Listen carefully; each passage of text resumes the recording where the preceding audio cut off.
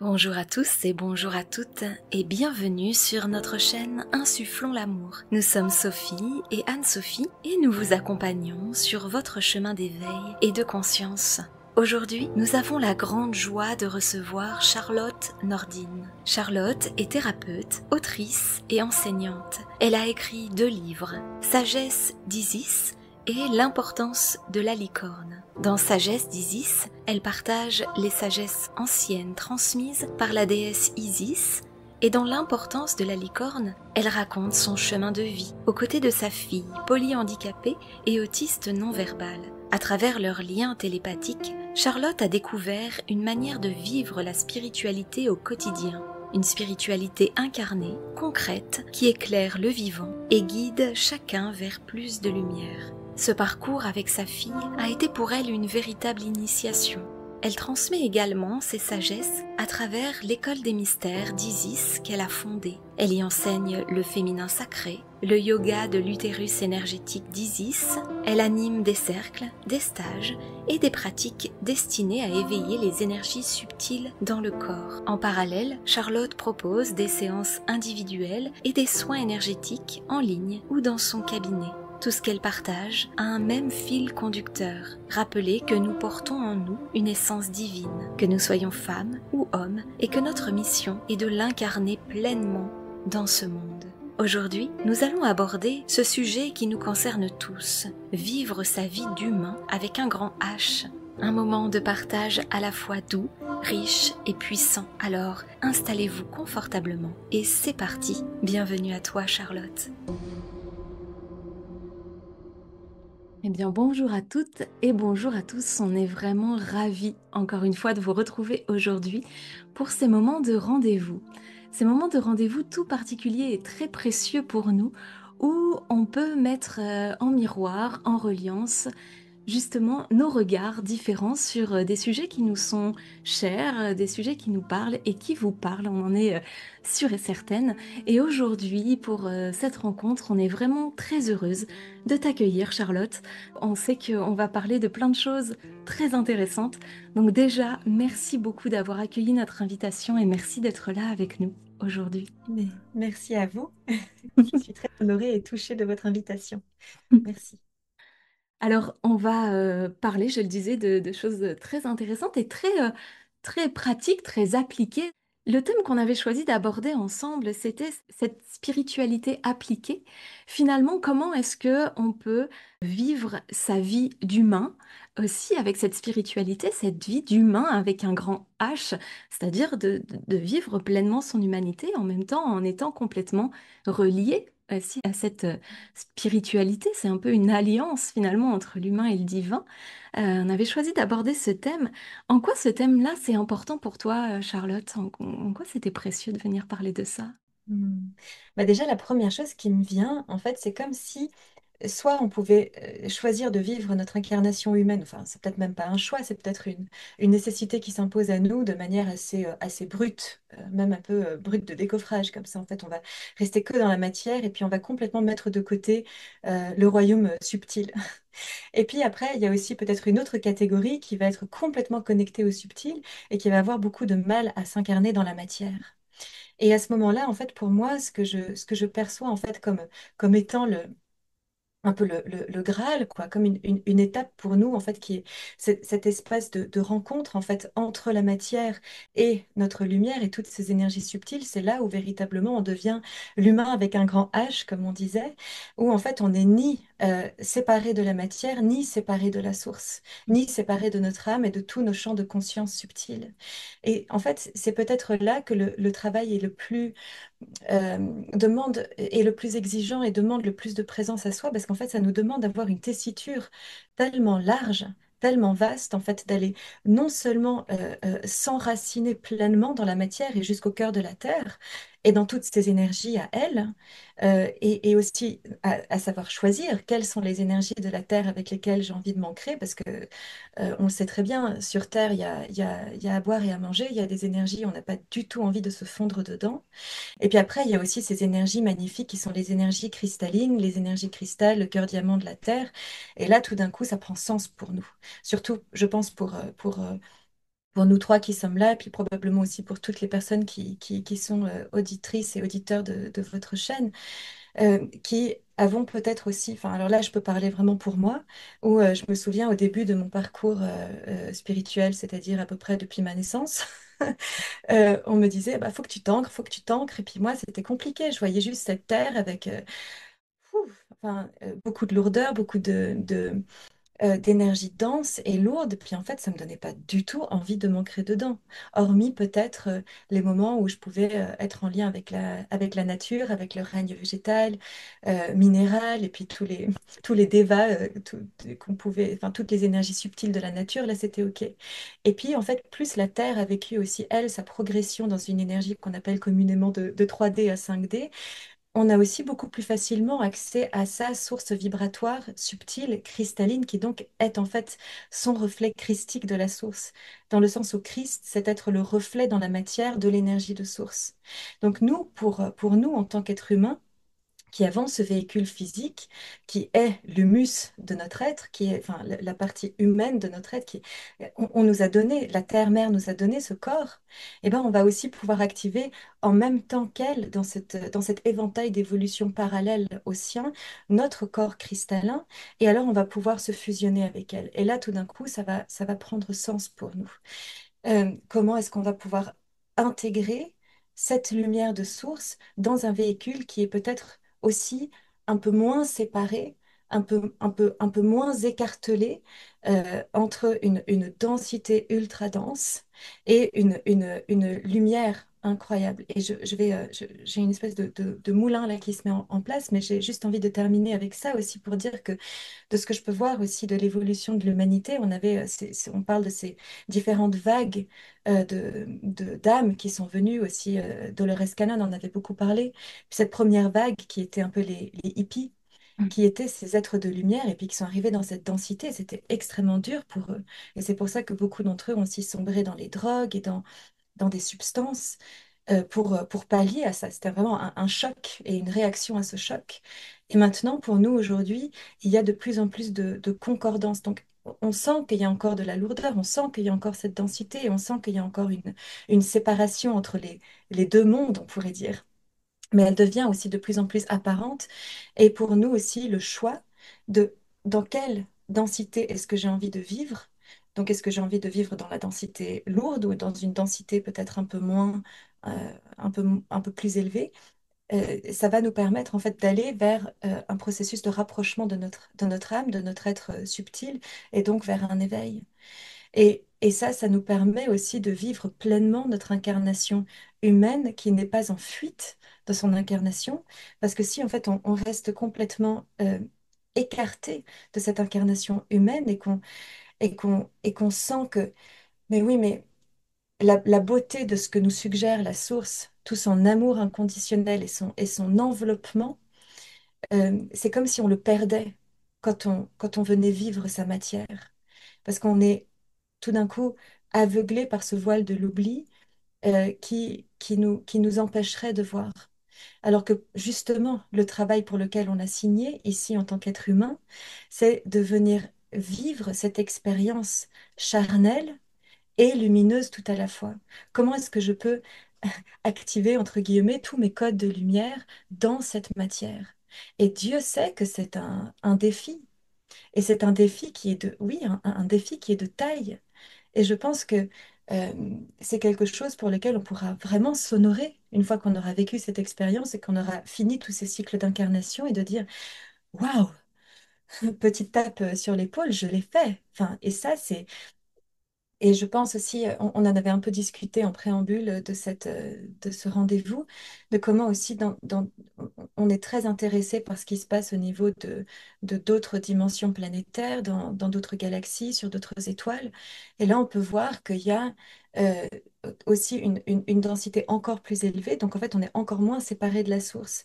Et nous, en tant que travailleurs de lumière, on est souvent aussi très attirés par cette lumière-là et par ce soutien-là, par cette source de guérison que nous apportent les peuples des étoiles et qui peuvent aussi être en lien avec nos familles d'âmes, etc. Euh, et, et en même temps, bah, nous, on est ici, on n'est pas là-bas. et ça n'empêche pas qu'un jour, peut-être qu'on pourra y retourner, mais c'est pas pour nous notre, notre but, le nec plus ultra pour nous, n'est pas de fuir cette incarnation et d'essayer de s'en aller vers là-bas, mais de prendre et de se laisser abreuver par ce que on peut recevoir pour tenir bon et pour appliquer notre mission jusqu'au bout du bout, jusqu'au bout de la matière dans cette incarnation et soutenir le processus de la Terre pour qu'elle puisse soutenir nos processus et pour qu'on puisse se soutenir les uns les autres et ensemble et en convergence vers ce grand tout, puisqu'en fait, non seulement on est en lien les uns avec les autres dans ce processus, donc de partage, de co-humanité, mais aussi euh, pas vraiment de mots pour ça, mais de co-galaxité. Donc en fait, on est aussi au sein de cette énorme mouvance qui circule autour de ce grand tout, qui est ce centre galactique et qui émane en constante pulsation depuis son cœur et qui crée, qui engendre des mondes et qui engendre des galaxies dont nous faisons partie. Et notre part à jouer ici est essentielle. Et lorsqu'on prend conscience de quelle est notre part à jouer ici, lorsqu'on n'est plus en fuite, ni en déni de quelque chose de plus élevé qu'on a aussi à faire ici, donc ça, on pourra toujours me dire que c'est mon système de croyance, mais pour moi, c'est beaucoup plus que ça. C'est quelque chose que j'ai expérimenté. C'est euh, lorsque la croyance est vérifiée, elle se transforme en foi. Donc pour moi, c'est donc ma foi. Et je sens que c'est quelque chose que j'ai besoin de partager aujourd'hui. Enfin, à qui voudra bien l'entendre, évidemment, c'est pas pour faire du prosélytisme ou quoi que ce soit, mais c'est en tout cas euh, ma ligne directrice aujourd'hui pour l'évolution de mon âme et que je sens est très juste à suivre pour moi et certainement pour d'autres personnes aussi. Peut-être que cela résonnera. Hmm. Merci Merci. beaucoup. Merci beaucoup pour ce partage. Et c'est vrai que là-dessus, on se rejoint. On s'est rencontrés, c'est pas un hasard. On s'est trouvé. Il y a quelque chose qui résonne, en effet. Et vivre sa vie d'humain avec un grand H, c'est le cœur même de cette incarnation ici sur Terre. C'est tout l'enjeu, finalement, et l'enjeu. Parce qu'on a parfois tendance à courir, à aller chercher une vérité ailleurs, notamment quand on commence à toucher un peu cette spiritualité. Et on se tourne vers les étoiles, on se tourne vers les plans subtils et on est très attiré, évidemment, on vient de là, on vient de là. Donc il y a une facilité finalement à rejoindre, à retrouver. Sauf qu'en réalité, tout commence ici, sur Terre, dans ce corps, dans la chair. Et c'est comment on fait, on permet à cette énergie subtile de s'exprimer ici, dans les plans de la matière, dans les plans terrestres. Parce qu'aujourd'hui encore, c'est comme ça va certainement évoluer, et voilà, c'est en cours.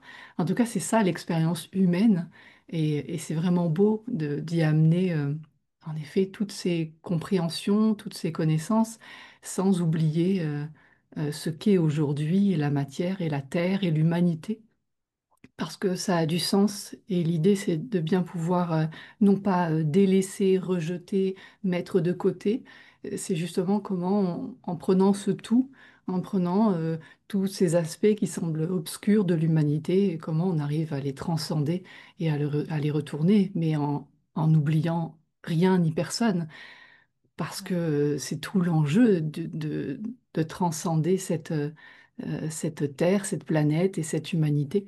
Et c'est ça qui est beau quand on commence à comprendre ça, qu'on fait tous partie du même bateau, parce que la Terre, finalement, c'est un vaisseau qui se déplace dans le grand univers, un tout petit vaisseau. euh, et tout petit et pourtant qui a une grande importance et il y a des enjeux qui sont vraiment importants autour de la Terre quand on commence à contacter et à s'intéresser justement à nos frères et sœurs d'autres endroits, enfin d'où on vient, hein, de nos familles d'âmes Mhm. qui paraissent lointaines depuis la Terre, mais qui en réalité ne le sont pas vraiment. Ce ne sont que des dimensions et les dimensions se touchent, s'entremêlent. C'est des visions, c'est des vibrations et donc il y a vraiment tous ces plans-là qui se mettent en place et c'est un vrai job dans cette humanité de pouvoir en effet prendre tout ce qui fait l'humain aujourd'hui et de le révéler dans toute sa beauté. Voilà, et moi je sais que ça a été tout un chemin de vie, en effet, de pouvoir voir cette beauté dans l'humanité, parce que je ne comprenais pas l'humanité, c'était extrêmement compliqué. Bon voilà, il y a eu vraiment des besoin de rencontrer des grands maîtres sur mon chemin qui ont pu m'initier et me montrer toute la beauté de l'humanité pour que je réalise que oui, c'était bien ça, mon plan d'incarnation. J'étais bien venue pour ça et pas juste pour dire mais je veux rentrer chez moi, je je peux pas rester là. Non, non, bien sûr que non. C'est grand et c'est fort et on a été largement aidé, comme tu le disais, avec toutes ces vagues de volontaires qui se suivent encore et encore dans les incarnations. Avec en effet ce premier pan massif dans les années 60 qui a donné tout le mouvement des 68 arts, notamment, voilà, qui était un mouvement beau dans l'essence. Sauf que dans les plans de la matière, ça n'a pas été facile à accueillir, voilà, et à intégrer. Il n'empêche que un grand merci à eux parce que ils ont commencé à planter des graines pour que la génération suivante et la vague suivante puissent un peu plus amener du stellaire des plans et révéler le plan cristallin de la Terre. Et ainsi de suite. Et c'est vrai qu'au fur et à mesure des générations, on sent l'allègement. Nous, déjà, on sent à quel point on est bien plus légère que nos parents et la génération d'avant. On a une facilité de connexion et de reconnexion qui est là. Et on voit à quel point les enfants qui arrivent ont de plus en plus, finalement, cette possibilité, si c'est leur plan d'incarnation, bien sûr. Mais en tout cas, ceux qui ont ce plan d'incarnation-là, en effet, on sent cette facilité, cet allègement déjà, et d'être moins ancré, moins englué dans les conditionnements, les croyances, voilà. Et donc c'est vrai il y a tout un mouvement qui se fait. Parfois, on a l'impression que ça bouge pas et que l'humanité est toujours aussi euh, laide, entre guillemets, alors qu'en réalité, il y a des choses incroyables qui se passent. Et nous, on le voit parce qu'il y a toutes ces personnes qu'on rencontre, qu'on accompagne en retraite, en séance individuelle. Et puis, il y a tous ces êtres magnifiques qu'on rencontre aussi pendant les interviews. Et ça fait du bien. Et c'est le cœur même de cette volonté de faire des interviews, c'est de pouvoir se redonner du baume au cœur à tous les acteurs de ce mouvement. Parce que par moment, on en a besoin. Ça fait du bien quand même. Et c'est beau, c'est vraiment très beau. Donc merci, Ouais. merci. Merci. J'avais envie de déposer là, comme ça, ici. Hier soir, j'avais un moment un peu difficile. Et, euh, enfin, voilà, quand j'ai un moment difficile, tout de suite, je m'adresse à la source parce que je sais qu'en fait, avant d'essayer de solutionner quoi que ce soit dans la matière, j'ai besoin de sentir en fait que je suis d'abord alignée avec la source divine qui est en moi. Et, euh, et puis tout d'un coup, enfin, j'étais là dehors en bas de mon chalet, donc je suis en Suisse, dans une petite montagne à 1200 mètres d'altitude. Et j'apercevais à peine les étoiles là, derrière les épais nuages. Et puis je pensais à ma famille d'âmes dans les Pléiades. Et puis je sentais aussi cet apaisement. Tout d'un coup, ils étaient tous autour de moi et ils m'enveloppaient dans leurs bras. Et c'était ah, merci. Merci, ça fait du bien. Parce qu'en fait, on va vraiment pas cracher sur ce lien. Et c'est vraiment pas du tout ça l'idée de vivre cette incarnation d'humain avec un grand H. Parce que nous, on est un peu bah oui, enfin, on parlait de vagues de volontaires, mais oui, moi je parle d'ambassadeurs, d'envoyés spéciaux, comme des missionnaires, un peu comme ça, qui sommes ici pour faire, pour apporter. Et ça, c'est quelque chose que je trouve aussi très, très intéressant parce qu'en fait, il y en a beaucoup d'entre nous qui sont pas du tout là pour révolutionner le plan terrestre comme un Gandhi ou comme un Martin Luther King ou comme Jeanne d'Arc aussi, mais en fait, juste pour faire pénétrer dans le champ planétaire une nouvelle source de lumière, un nouveau code de lumière, et en fait qu'on arrive à tisser ensemble dans cette toile quasi, enfin, invisible en fait aux yeux, euh, aux yeux de tout à chacun. Euh, mais le travail se fait, et le travail se fait bien au-delà de ce que l'on pourrait imaginer. Et souvent, en fait, je m'en aperçois parce que j'en ai j'en ai le pressentiment en ce qui me concerne moi-même. Et puis, je le vois aussi quand je fais, parce que je suis thérapeute et donc je fais des soins individuels avec des séances 1 à 1 avec des personnes. Et puis, souvent, ce que j'observe, c'est que il y a chez ces travailleurs de lumière, enfin, si on veut bien les appeler comme ça, enfin, ces missionnaires entre ciel et terre, qui ont, et ça c'est donc une de mes guides principales, Isis, on va en parler après j'imagine, Mm. qui me parle d'avoir une jupe énergétique large. J'adore cette expression. Parce qu'en fait, vous voyez, c'est un petit peu comme les soufis quand ils dansent et puis tout d'un coup, il y a leur jupe qui Mm. s'étale et qui s'étend et puis ça prend de la place. Et en fait, tous ces travailleurs de lumière, quand ils ratissent le champ émotionnel de la Terre et qu'ils font leur processus avec, et puis qu'ils font le processus d'alchimisation, de transformation, et qu'ils le renvoient à la source lumineuse et qu'ils demandent à ce que ça leur soit ramené sous forme de sagesse, d'amour et de pure lumière, et que toute cette matière dense est transcendée, et que c'est ramené sur le plan terrestre, mais on a fait un boulot incroyable. Et nous, on croit qu'en fait, c'était juste nous avec notre petite histoire en ce qui concernait cette relation ou avec notre boss au travail, enfin, que sais-je. Mais en fait, c'est bien plus vaste que ça. Que c'est comme si c'était des graines et des ronds sur l'eau et qu'on réensemençait, qu'on réimplémentait des nouvelles informations. Et là, je sais que je suis, enfin, je parle de manière un peu technologique, mais de réencodage et de reprogrammation du cœur diamant de la Terre pour qu'elle puisse à son tour diffuser toutes ces informations à qui voudra bien le recevoir. Et ça, c'est quelque chose qui se passe de manière automatique. Donc, en fait, l'information entre dans le disque dur et est rediffusée au système tout entier par le travail que nous faisons, consciemment ou inconsciemment, en étant accompagnés ou, euh, enfin qu'on le sache ou pas. Mais ce dont je me rends compte, c'est que plus on a conscience, plus on est conscient et moins on est inconscient, plus on sait où aller chercher nos sources vibratoires et nos sources énergétiques, mieux on comprend les processus qu'on est en train de vivre, plus on est efficace. Et moins aussi on peut être affecté par ce qui nous touche et comme transpercé en plein cœur et touché vraiment, enfin se laisser anéantir par la lourdeur de ce monde, parce qu'en fait on voit il y a une échelle avec un ordre, il y a des étapes, il y a quelque chose qui peut être ordonné aussi là-dedans, et que même quand on est dans un chaos, et une sensation chaotique, comme la sensation que j'avais justement hier soir, où je disais, mais moi je ne comprends pas, je ne sais pas du tout quelle va être la vision derrière tout ça. Mais je sais qu'il y a quelque chose qui est en train là d'œuvrer, qui est en train de se passer. Donc moi je vais juste me rendre le plus disponible possible pour être traversé par ce qui a besoin d'être traversé à travers ce chaos. Et à un moment, probablement que la lumière se révélera et qu'il y a une épée tranchante mais très lumineuse qui va ouvrir ce voile.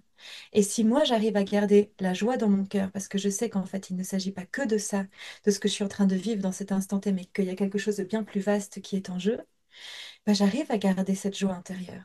Donc pour moi, c'est un peu mon mantra en ce moment, et parce que je sais que le monde est très chaotique aussi avec tous ces alignements d'astres, l'année 2025, l'année où on enregistre ça, année 9 en numérologie, enfin, c'est une année inégalée, enfin, on est tous Mm. chahutés à différents endroits, et notre exercice, c'est de ne pas se laisser complètement effondrer par ça, certes de vivre ces émotions, parce que ces émotions sont des transmetteurs, sont des messagers de quelque chose qui a besoin d'être vu et reconnu.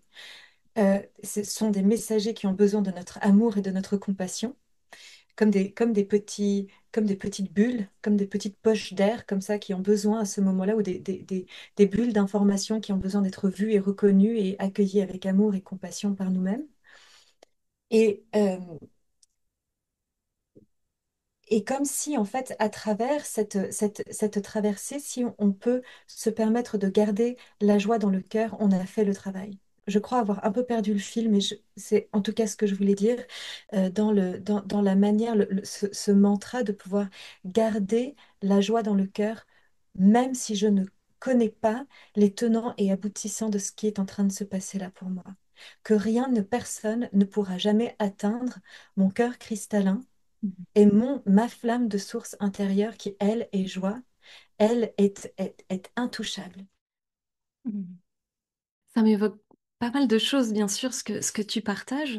Et j'ai une image qui me vient en tête, qui est celle d'un fil d'or. En fait, je vois vraiment comme un fil d'or. Et tu as dit quelque chose que j'ai trouvé très intéressant tout à l'heure. Alors, je trouve tout intéressant. Il y a quelque chose que j'ai remarqué qui est venu me toucher. C'est qu'il y a un moment donné, tout à l'heure, tu as dit s'ancrer. Quand on parle de s'ancrer, de s'enraciner, parfois on a l'impression que c'est le chemin aussi de s'ancrer à la terre, et que ça peut être, on peut ne pas avoir envie de s'ancrer parce que, en effet, si on se dit mais je m'ancre à la terre, et ça veut peut-être dire que je plonge dans cette densité qui est là, bah peut-être je n'ai pas envie de ça. Ça, c'est ce que j'ai ressenti, de me dire, ah oui, ça me questionne par rapport à ça. En effet, parfois, les personnes, on leur dit, ben, c'est intéressant de vous ancrer, de vous enraciner. Et puis, il y a des personnes qui sont réfractaires un peu à ça. Et de dire, ouais, mais je suis pas trop... et de poser le choix aussi, de dire, mais en fait, je m'ancre dans le cœur de la terre, je m'ancre pas dans la densité que la terre propose finalement, ou dans l'illusion qui est là de la terre, ou dans ce qu'on veut nous faire croire ou quoi. Mais je plonge vraiment dans le cœur de la terre, et voilà, je peux ramener ça dans l'espace de mon cœur, ou alors je peux m'ancrer aussi et m'enraciner finalement dans les espaces plus célestes, dans ces espaces galactiques. Je peux aussi aller faire ce chemin-là, d'aller piocher, d'aller connecter, d'aller ressentir ce que ça m'apporte aussi, et de le ramener dans mon cœur. En fait, je vois comme un fil d'or entre ces deux dimensions, où ce qui est aussi important, je crois, c'est comme ça que je le ressens, mais je le dis un peu spontanément avec ce qui est là, que c'est toujours très intéressant de faire le chemin dans les deux sens finalement. C'est-à-dire que si je m'ancre à la terre, je ramène aussi dans l'espace de mon cœur. Si je me connecte au galactique, à l'univers, à la source, je ramène aussi là. Et c'est ce qui fait que je peux m'enraciner, que je peux m'ancrer, et que je peux ensuite poser une conscience peut-être de plus en plus affinée dans mes émotions, dans mes sensations, etc., pour pouvoir vivre aussi mon incarnation de façon plus... le terme qui me vient, c'est de façon plus engagée, mais de façon plus incarnée, de façon plus présente, de façon plus là. Voilà, j'avais envie de partager ça parce que c'est vraiment quelque chose qui est venu. Je trouve que ça met beaucoup de liberté dans le choix de l'ancrage. C'est hyper précieux, merci beaucoup. Il y a plein de choses qui me viennent quand tu dis ce que tu dis. Et pour moi, je me suis longtemps posé la question de savoir, mais pourquoi vous voulez que je m'ancre? Genre, non, j'ai pas du tout envie. Enfin, hors de question. Enfin, si je suis en train de parler de tout ça, c'est que ça a été aussi un chemin pour moi, et que je me suis, j'ai dû apprendre quel était l'enjeu de l'ancrage. Je vais essayer de le décortiquer, et c'est vraiment ce que m'invite ton commentaire euh, à faire. Dans, euh, dans le fait d'être ancré à la terre, c'est notre bastion de sécurité. C'est comme si on n'avait pas de contenant, c'est le cadre. La terre qui est représentée par le carré, le socle, l'édifice. Et notre corps est le temple. Et si on n'a pas de temple, il n'y a pas non plus de sécurité. S'il n'y a pas de socle pour ce temple, on est dans l'instabilité. Et, et je te suis complètement quand tu dis que parce qu'il y a une connexion au divin, ça donne du courage parce qu'en fait, de venir s'ancrer ici dans la matière, c'est comme de descendre dans les abysses sans la lampe torche, sans la bougie. Et ça, on va pas le faire. Et ça, c'est quelque chose que, donc, quand j'ai commencé à travailler avec, ou travailler, je sais pas si c'est le bon mot, mais enfin, c'est le mot que je vais utiliser pour maintenant, parce que j'en ai pas de meilleur pour l'instant, à œuvrer, peut-être qu'on pourrait dire, avec Isis. Elle a été une gardienne de ce savoir-là. Donc, ça a été, il faut descendre. Enfin, elle m'a amené inéluctablement à descendre dans les bastions, dans les temples chakras, comme elle les appelle, du chakra racine et du chakra sacré. Dans l'utérus énergétique. L'utérus énergétique est un espace vibratoire que nous avons tous à l'intérieur de nous, que nous soyons hommes ou que nous soyons femmes. Parce qu'en fait, on a tous eu des incarnations dans les deux genres, dans les deux sexes, et que c'est une énergie, c'est une vibration que nous portons à l'intérieur de nous et qui nous relie de manière holographique à l'utérus cosmique de la mère divine.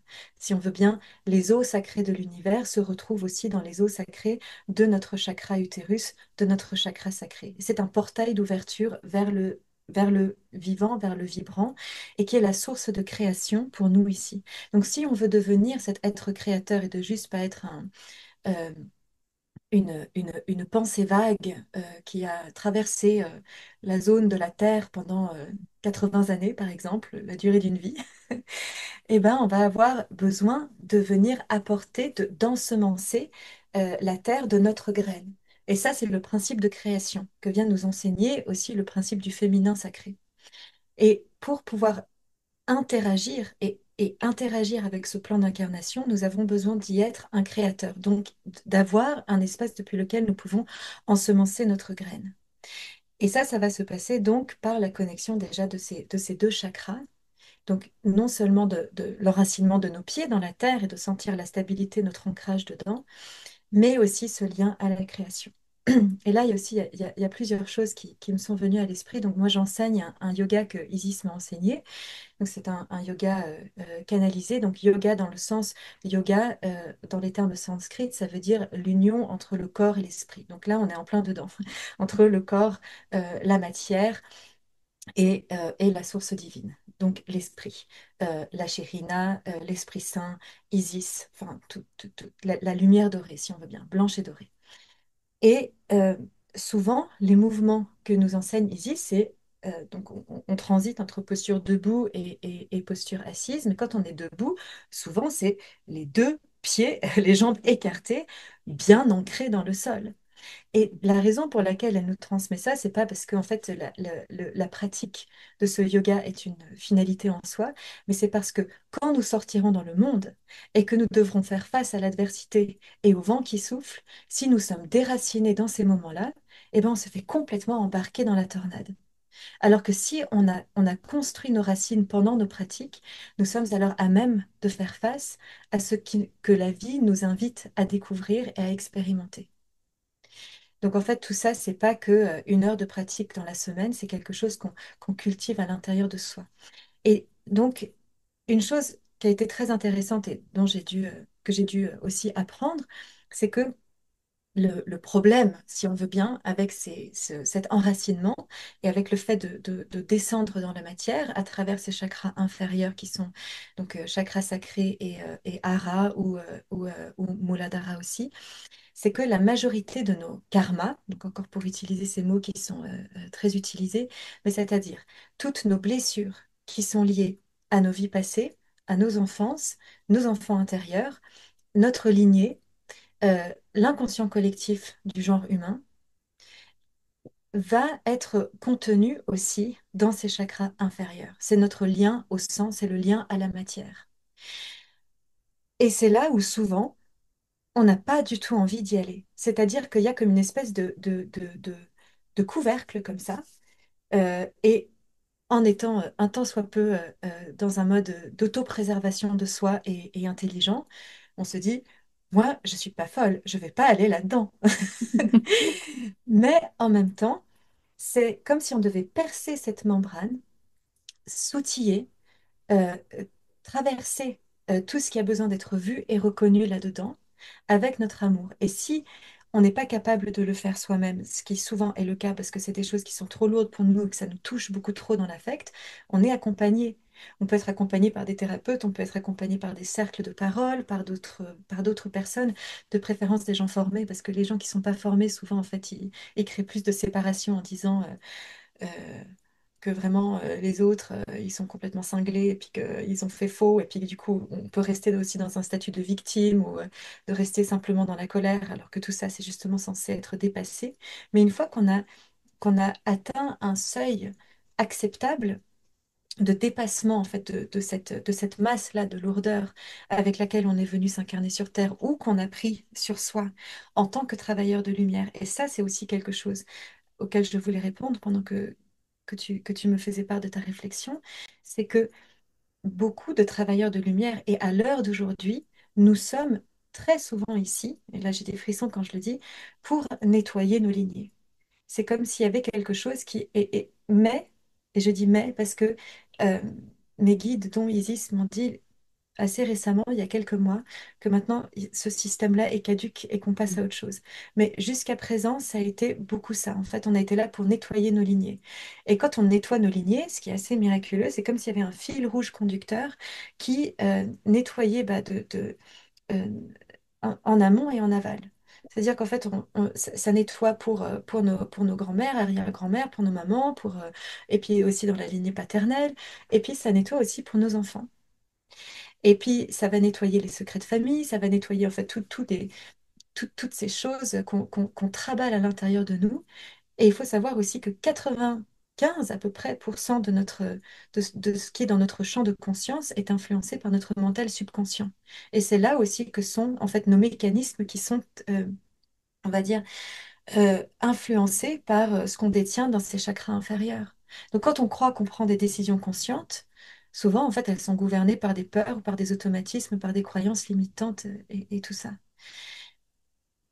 Une fois qu'on a pu faire la paix avec tout ça, qu'on a pu aller se déposer dans ce chakra sacré et dans ce Muladhara, dans ce chakra racine, on peut véritablement trouver un ancrage dans la paix et dans toute sa puissance. Parce qu'en fait, c'est un espace oraculaire. C'est un espace qui est aussi bien, en fait, il est en résonance avec la glande pinéale, comme s'il y avait en fait un point de reliance ici. La glande, le troisième œil qui est reconnu comme étant un espace de clairvoyance, de clairaudience, oui, clairvoyance, on pourrait dire, mais le clair ressenti, il va être beaucoup plus associé au chakra sacré, au chakra utérus, qui lui va être dans cette matrice féminine de l'intuition, de pouvoir avancer avec son ressenti juste et clair.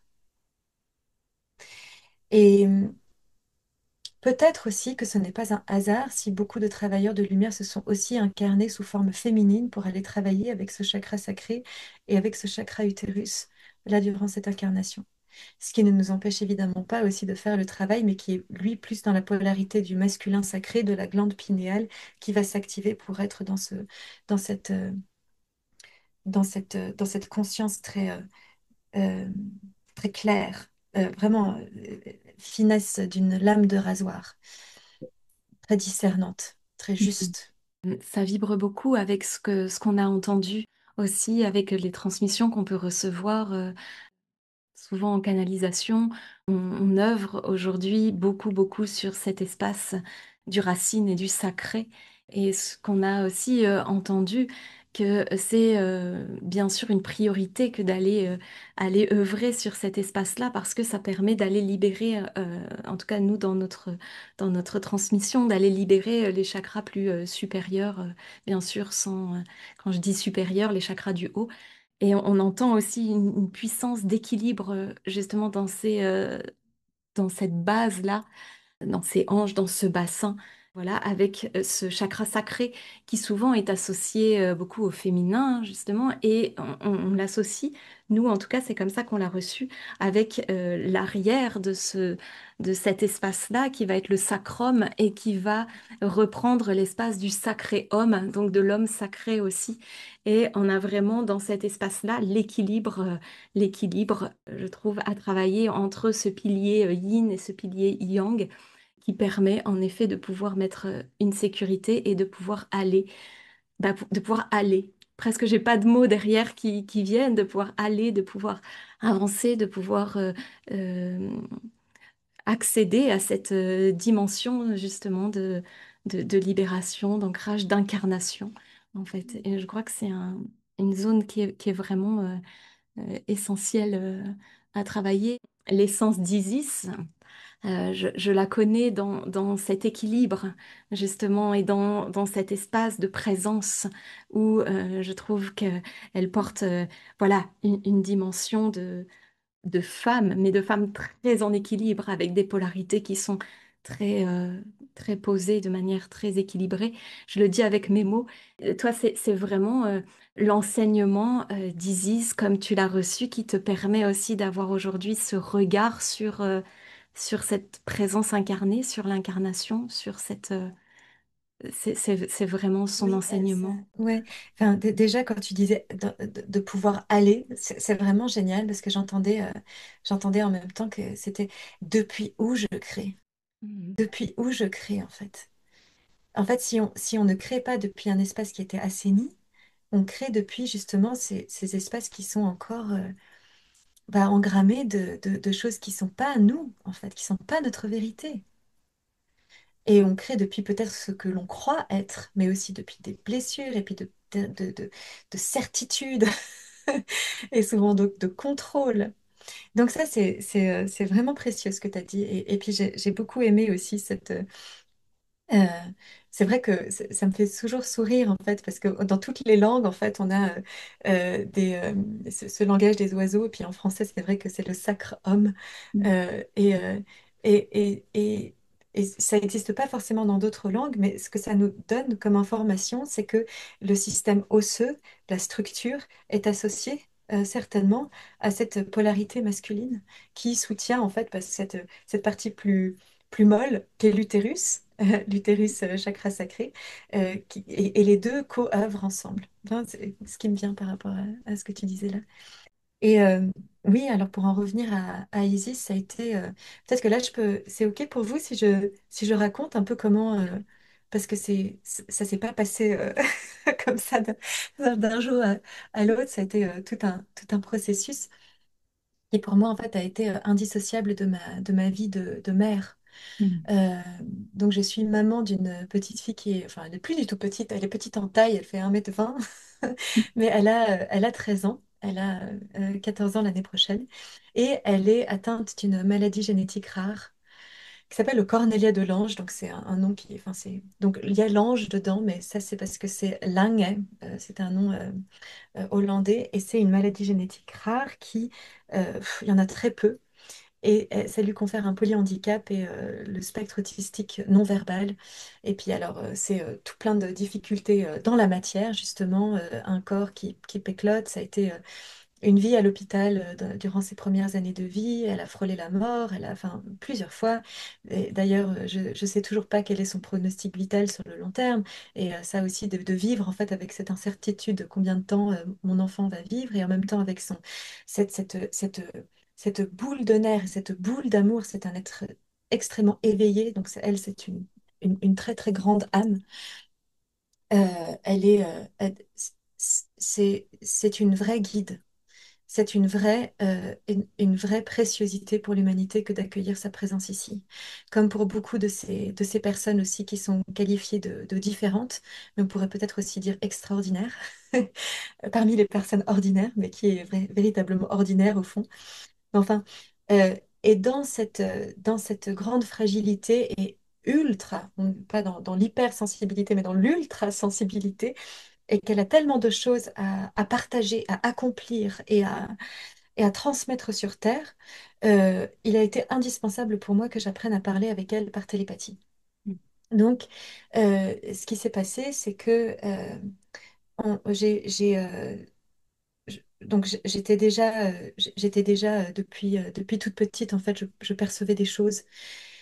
Mais ça s'est vraiment construit et consolidé, surtout après la naissance de Vera. C'est comme si j'avais un peu joué à la spiritualité et à connecter un peu. Ah, c'est super, il y a des anges, et puis il y a des êtres galactiques, et puis c'est sympa. Mais en fait, j'étais pas, je l'ai pas pris à bras le corps, quoi. C'était pas encore sérieux.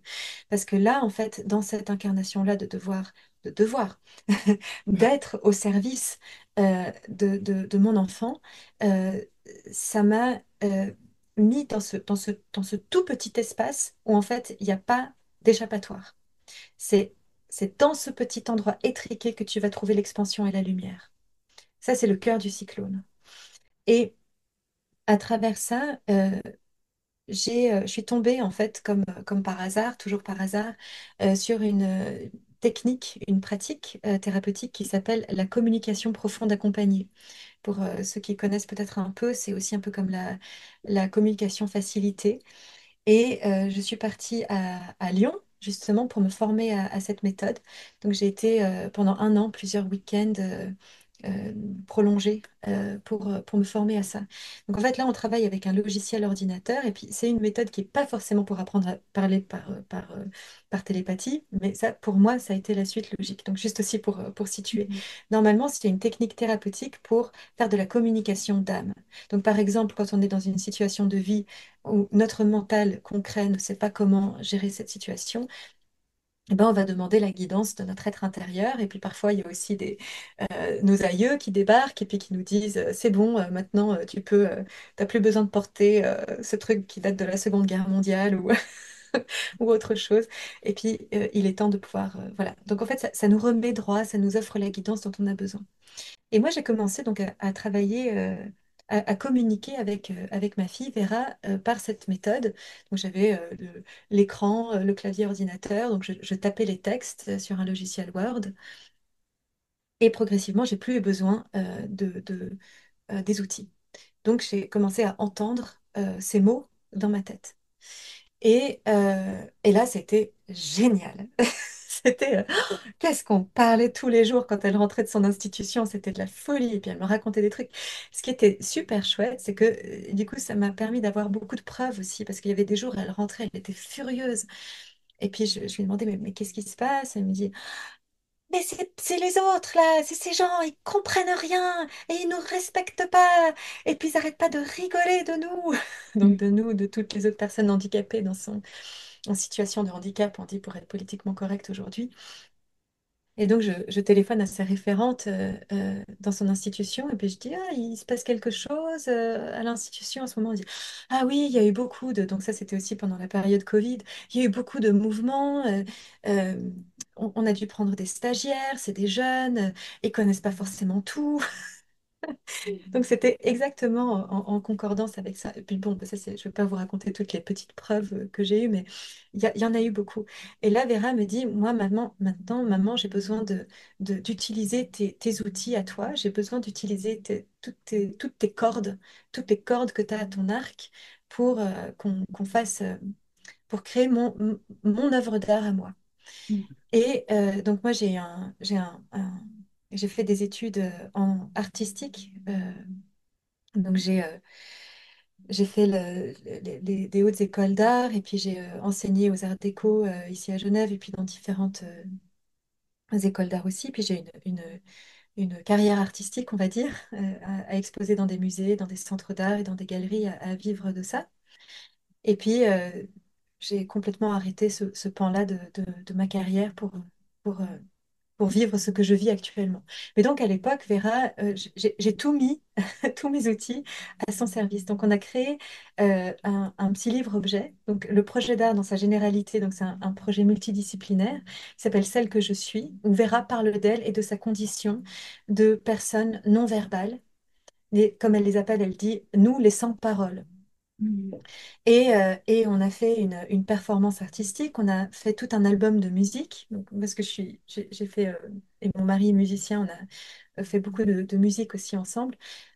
Donc en fait, j'enregistrais les sons gutturaux de Vera tout simplement avec le dictaphone de mon iPhone, et puis après j'ai fait des montages sur GarageBand avec, et puis on a fait un album de musique qui est sorti sur un des meilleurs labels en Suisse. Alors là, quand le Plan Divin est avec nous, c'est c'est ouf, c'est la vague, quoi.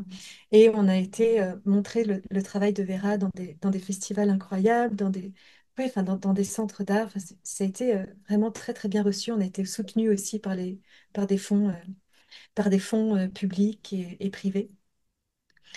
Et, euh, et ensuite, on a aussi commencé à écrire des bouquins, elle et moi. Bon, en fait, pour dire que j'ai d'abord commencé à écrire L'importance de la licorne, qui est mon récit de mère d'enfant particulier et qui parle, alors c'est complètement brut, j'y mets mes douleurs, les difficultés, comment est-ce que moi j'ai fait pour y faire face et quels ont été mes outils.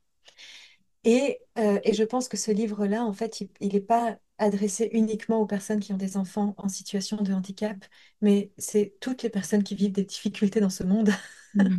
et qui cherchent en fait comment les transcender et comment avoir le courage d'y faire face parfois alors qu'on a l'impression qu'on est pressé de partout.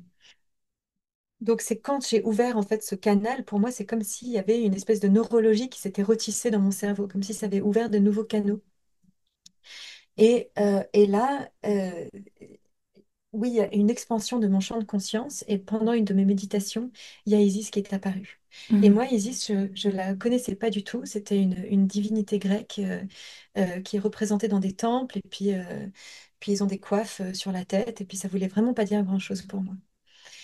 Mais quand elle s'est présentée à moi, c'était sous cette forme d'une vaste lumière dorée et c'était au-delà d'un personnage et c'était je suis Isis. Enfin, elle était présente. Et donc, je l'entends pas comme quelqu'un qui me parle dans ma tête, mais j'entends en clair ressenti ce qu'elle me dit. Et elle a commencé à faire des processus initiatiques sur moi, donc comme à m'apporter certains codes qu'on appellerait communément des activations. Et en fait, c'était des grandes retrouvailles. Donc ça fait partie aussi de moi, de mes vies passées, de quelque chose qui était déjà là, mais qui a eu besoin d'être réveillé. Et elle me dit, bah, maintenant, on va écrire un livre ensemble. Donc, elle a écrit toutes les questions qui sont le titre des chapitres, et ensuite le déroulé est venu aussi en canalisation. Et, euh, et moi, je relis encore aujourd'hui ce livre-là qui s'appelle Sagesse d'Isis, Initiation.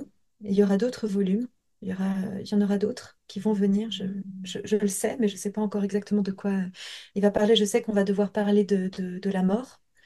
Mais je pense qu'elle attend que je l'expérimente profondément moi-même avant de pouvoir en parler, parce qu'en fait, je ne suis pas habilitée à parler de ce que je n'ai pas moi-même expérimenté. Et donc, tout ce qui est transmis là, ce sont euh, le fruit d'expériences vivantes. Et je pense aussi que si j'ai vécu une vie aussi chahutée depuis, pas depuis, mais en fait, voilà, une vie chahutée, ça a été pour pouvoir mieux transmettre et pour pouvoir en faire sens et pour pouvoir aussi utiliser une forme de synthèse logique entre ce qui se passe dans les règnes supérieurs pour pouvoir les matérialiser dans les règnes inférieurs. Pas comme inférieur ou supérieur, qu'il y en aurait un qui serait mieux que l'autre, Mhm. mais toutes les sagesses que nous apporte Isis dans ce livre, c'est un bain d'amour. Et je suis à chaque fois émue quand les gens me font des retours, ils me disent j'ai lu Sagesse d'Isis, j'en ai été bouleversée, je me sens comme réencodée, il s'est passé des choses en moi. Et c'est un livre, c'est une sagesse vibratoire. C'est pas juste des mots, c'est pas juste des concepts, c'est quelque chose qui se met en résonance à l'intérieur de nous. Et donc, elle m'a demandé aussi qu'on crée l'école de mystère d'Isis, qui est donc cette formation qui est en cours euh, et, euh, et qui nous permet de recevoir ces transmissions, mais avant tout sa vibration. Et elle nous enseigne par des mots, mais derrière les mots, il y a quelque chose, oui, il y a quelque chose de très subtil qui passe. C'est comme si, en fait, elle utilisait les mots, mais comme pour nous, nous, c'est comme si elle réencodait nos 12 brins d'ADN quand elle nous formait. Et, euh, et on devient alors beaucoup plus à même de vivre cette humanité avec un grand H. Et là où j'aimerais aussi en venir, c'est que ce n'est pas un parcours facile. Et que je crois aussi que ça, c'est dans cette vie d'humain avec un grand H, euh, il y a comment dire, je veux pas du tout. Il y a énormément de bénédictions, évidemment. Pour moi, rien ne vaut l'éveil et la voie d'éveil. Je préfère 40 fois plus, mais 40 milliards fois plus de vivre une voie d'éveil, même avec les difficultés et la responsabilité que ça incombe, que de vivre une vie dans l'ignorance et dans l'inconscience. Mais c'est comme si le divin nous attirait d'abord à lui par des paillettes et par tout cet amour qui nous enveloppe. Et tout d'un coup, on a l'impression que quand je me fondrai avec ça et quand tout cela ne fera plus que uniquement partie de ma vie, tout roulera, tout sera facile et je vais devenir magique. Il y a quelque chose d'un peu comme ça.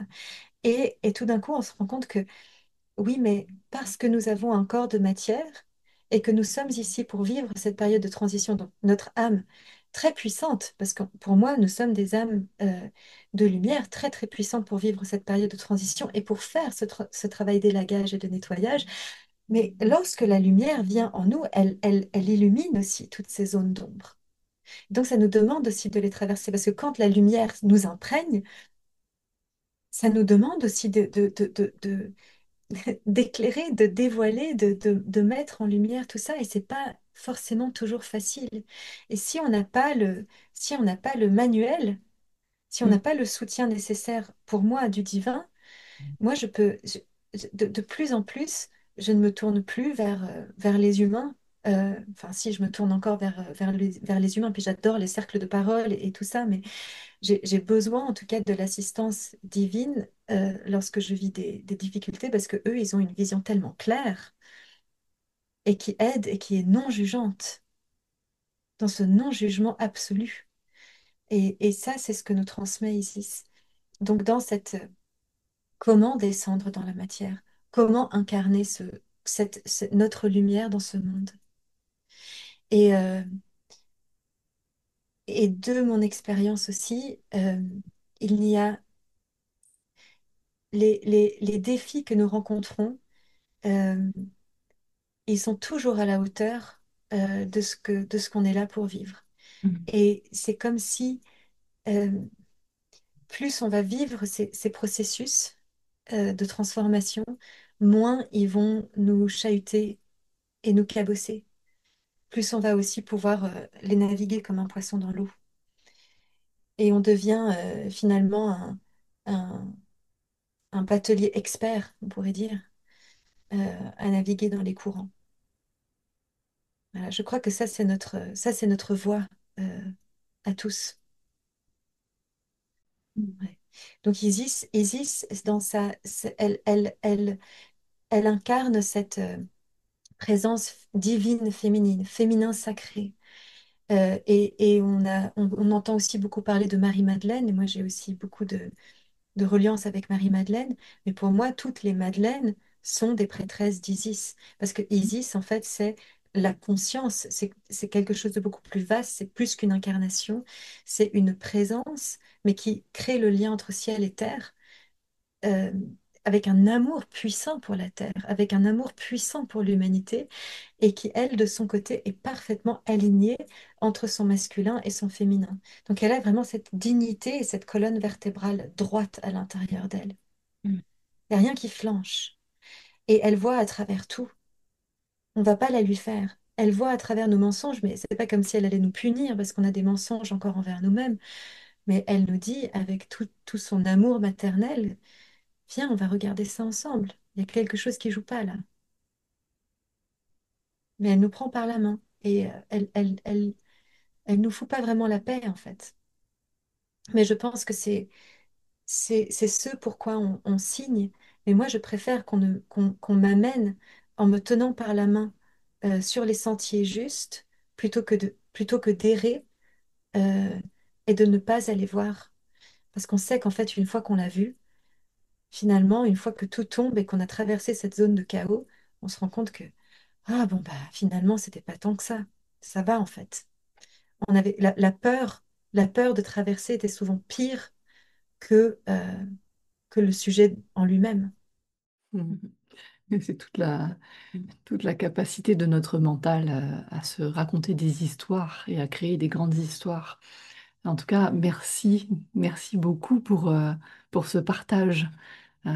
C'est important en effet d'être en mesure de raconter, de partager son vécu et son expérience comme tu le fais, parce que c'est des graines qui sont plantées, c'est vraiment des graines de lumière qui sont offertes au monde et à toutes les personnes qui écoutent.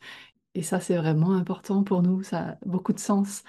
Et en effet, on dit toujours que la spiritualité, c'est pas une échappatoire, c'est un chemin d'incarnation, justement. Donc incarner, c'est dans la chair. Et puis, de ce que tu partages, j'ai aussi envie de dire que c'est pas malgré notre humanité qu'on évolue, c'est grâce à l'humanité qu'on évolue ici sur Terre. Donc ça remet un petit peu cet humain à sa place et dans sa grandeur. c'est pas pour rien qu'on est si soutenu et que des êtres aussi grands et merveilleux que Isis et tous les autres êtres qui nous accompagnent ici sur Terre sont là.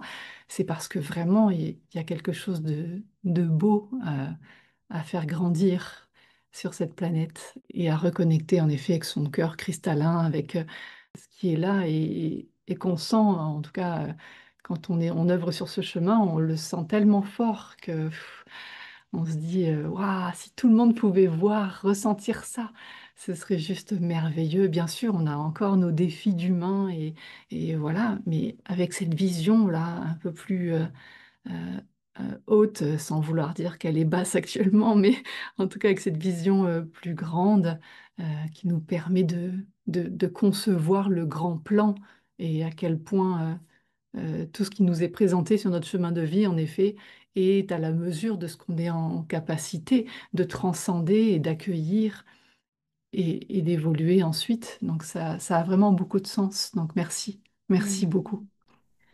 Merci pour ce partage aussi. J'ai adoré vous écouter à mon tour. C'était très, très, très riche de pouvoir échanger avec vous.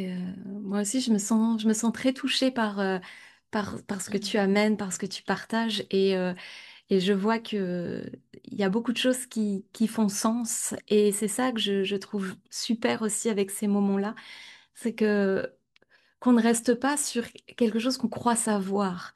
C'est-à-dire que parfois, on croit savoir quelque chose et de ce fait, comme on croit savoir, ben, on ferme un petit peu ses oreilles, on ferme un petit peu son regard en se disant, ah mais ça, je le sais, ah mais ça, j'ai déjà entendu. Et en fait, aujourd'hui, et je voulais vraiment te remercier pour ça, c'est que tu m'as amené aussi, alors moi j'ai tendance à pas être comme ça, mais à ouvrir aussi beaucoup.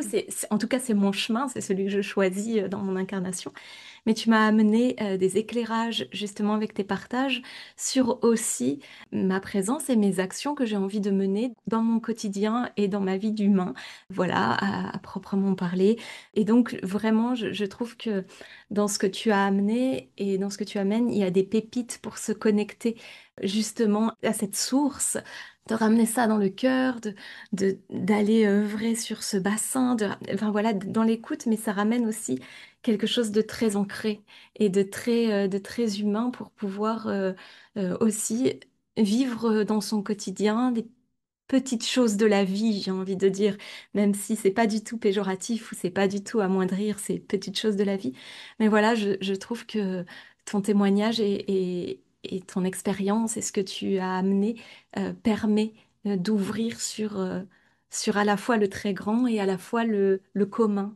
Et je trouve ça très très beau. Donc vraiment, je voulais te remercier. Et bien sûr, j'entends les gens, toujours j'entends cette question au moment des interviews, c'est mais je sais qu'il y a plusieurs personnes qui te connaissent déjà, qui sont là, mais pour les personnes qui ne te connaîtraient pas, où est-ce qu'on te retrouve et comment on fait pour accéder peut-être à cette école des mystères? Comment, enfin voilà, même si on mettra tous les liens en descriptif de la vidéo, Mm. est-ce que tu peux nous dire un petit peu pour les personnes qui s'interrogeraient? Merci. Merci. Et vraiment, j'aimerais te dire de tout mon cœur, bienvenue à l'école de mystère si vous sentez l'appel. Et puis, ce que j'observe vraiment, c'est que c'est Isis qui rappelle ses filles et ses fils à elle. Donc, il y a des hommes, il y a des femmes, il y a surtout des femmes quand même, il ne faut pas se leurrer. Mais, mais c'est cet appel du cœur. Et puis, ouais, cet appel à les reconnecter à cette lumière-là à l'intérieur de soi qu'elle vient allumer. Elle arrive avec sa petite allumette, à allumer notre bougie et c'est vraiment merveilleux quand on s'offre l'espace de cheminer avec elle à nouveau. Mhm. Et, euh, et donc oui, là, on peut trouver le lien sur mon site internet. Et en fait, pour, j'étais très active avant sur YouTube. J'avais une chaîne YouTube, mais j'ai un peu tout bifurqué sur Instagram. Je trouve que c'est très chouette de pouvoir être plus en interaction avec la communauté. Puis je peux aussi poster beaucoup plus de textes, des photos, des vidéos courtes. Donc je fais à peu près une vidéo par mois qui est plus comme un update énergétique sur YouTube. Mais je vois aussi il y a de moins en moins de personnes sur YouTube et de plus en plus que sur Instagram. Et c'est bon, c'est comme ça. Et donc, depuis Instagram, il y a aussi les liens vers mon site internet, vers le voyage en Égypte que j'organise aussi pour le mois de janvier. Euh, 2026. Donc là aussi, j'organise un voyage en Égypte chaque année. Euh, Ça, c'est vraiment aussi des moments de rencontre merveilleux. Voilà, donc mon site internet, c'est www.charlottenordin. Donc on dit Nordine, mais c'est Nordin, comme le Nord et IN à la fin, c'est suédois. Et c'est .ch. Et puis, c'est toujours la même chose, Charlotte Nordine, sur YouTube ou sur Instagram, qu'on me trouve assez facilement. Ok. Bon, et ben super. De toute façon, on mettra vraiment dans le descriptif. Oui, on mettra ça dans le descriptif. Et on sait aussi que là, la session a commencé pour l'école des mystères, mais que vu que ça vient juste de commencer, les personnes peuvent encore rallier en Oui. regardant le replay de la... Voilà. Ouais. En fait, oui, voilà comment ça se passe, c'est qu'on a c'est tout Isis qui a décidé. Elle est très pragmatique. C'est super. Elle m'a fait écrire des PDF. J'ai écrit des PDF, support de cours et tout. Et donc, en fait, il y a 3 modules. Donc, il y a le premier module qui est une introduction à nos corps d'énergie et puis comment est-ce qu'on va naviguer dans les eaux de ce monde. Enfin, vraiment une invitation à se connecter, se relier à elle. Et puis ensuite, on a comment utiliser notre force guérisseuse à l'intérieur de nous et notre force Sekhem ou la force Kundalini. Et le troisième module, c'est sur la sexualité sacrée. Et ensuite, une fois qu'on a fait ça, on peut entrer dans la voie de prêtrise d'Isis.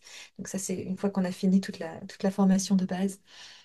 Mais donc là, le premier module qu'on a commencé, on a fait juste le cercle d'ouverture où tout le monde s'est présenté et puis Isis a aussi présenté ce qu'elle voulait que le groupe sache et connaisse. Et tout ça, en fait, il y a pour les personnes qui ne peuvent pas être là, donc ça arrive toujours. On fait une rencontre le jeudi soir, un jeudi sur deux. Et donc, il y a toutes les dates qui sont sur mon site internet aussi. Et puis, il y a les replays. Donc, si on a loupé une ou deux fois, c'est pas grave. On peut se connecter par replay. Et puis, la formation aussi, je tiens à le dire, est vraiment bon marché par rapport à ce qu'on trouve. Et que j'avais vraiment besoin que ça reste accessible. Donc, c'est pour moi une formation d'une grande qualité. Et je vois d'autres formations de ce type-là qui sont le double, le triple du prix. Mais que pour moi, en fait, je sais aussi que beaucoup de travailleurs de lumière sont aussi dans des phases de transition et qui sont chahutés et que parfois aussi ça a des répercussions sur leurs finances. Donc voilà, c'était important pour moi de pouvoir rester le plus accessible possible. Mm. Et qu'il y a aussi une rencontre qui est proposée en présentiel pour le groupe qui suit maintenant ou qui a suivi la formation. Donc voilà, merci Ok. beaucoup de le mentionner. Mm. Ok, ben voilà, donc n'hésitez pas à aller regarder vraiment, aller vous intéresser à tout ça. On vous laisse vraiment tout en descriptif. Nous, on pourrait encore continuer ce moment-là, c'est toujours passionnant. Voilà, et en plus, je me sens, je l'ai déjà dit, mais je me sens profondément touchée. Je voulais vraiment te remercier. Est-ce que, avant qu'on se quitte, il y a un petit mot que tu aurais envie d'offrir peut-être aux personnes qui nous écoutent? Ouais, je crois que s'il y a bien quelque chose que j'aimerais qu'on retienne, c'est de cultiver notre joie intérieure et que cette joie, elle jaillit depuis le dedans, peu importe ce qui se passe dans le monde autour de nous. Que notre joie n'est pas sujette à l'extérieur, mais elle vient du dedans. Cette joie constante, cette joie divine. Et je crois qu'il est indispensable. Je pense que c'est la vibration la plus élevée de l'atteinte de source que nous puissions expérimenter, en plus de l'amour évidemment, mais de cultiver cette joie dans notre humanité avec un grand H. Elle est indispensable. Merci. Merci, merci infiniment, Charlotte, pour tes Merci à partages, vous. pour ta présence, pour cette douceur et en même temps cette puissance de ta transmission. Merci, merci beaucoup. Merci aussi à vous d'être là, de nous écouter, de pouvoir permettre à ces moments d'exister. Voilà, si vous avez bien sûr aimé ce moment-là, n'hésitez pas à laisser vos commentaires, à liker, à partager. Voilà, n'hésitez pas à diffuser parce que c'est toujours des messages qui sont importants de diffuser. C'est des graines comme ça qui sont offertes. Donc vraiment, merci, merci beaucoup. Et puis on se retrouve eh bien tout vite pour un nouveau moment. Oui, à tout bientôt. À tout bientôt. Merci à Merci vous à toi, Merci tous. encore. Isis. Au Merci revoir. beaucoup.